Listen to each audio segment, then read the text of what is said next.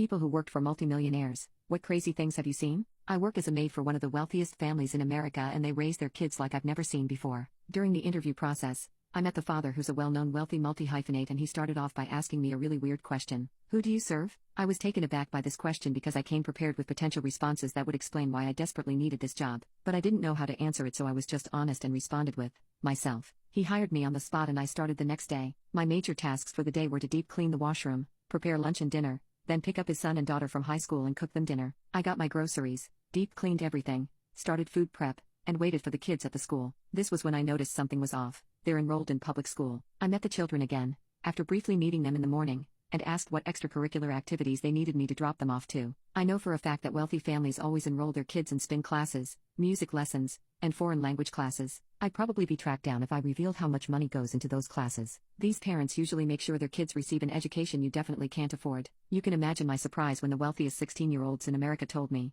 "We don't have any extracurriculars, we study at home." After eating dinner, they disappeared into their rooms and stayed there the whole day. Before I left, I asked their father why he didn't enroll his kids in any extracurricular classes. In his fashion, all he told me was, "The school system sucks." Yeah, no, I wasn't buying it. Sure, the school system sucks, but he wouldn't send his kids there if it meant they were set up for failure. When I went to the mansion the next day, I was prepared to ask the kids what they did and if their father was negligent. I went to the son's room and he was just lying on his beanbag on his phone. All I could think was, who was I kidding? He's one of the richest kids in America. He can afford to waste his life away. Regardless, I asked what he was up to because I wanted to know what was so different about them than the other rich kids I took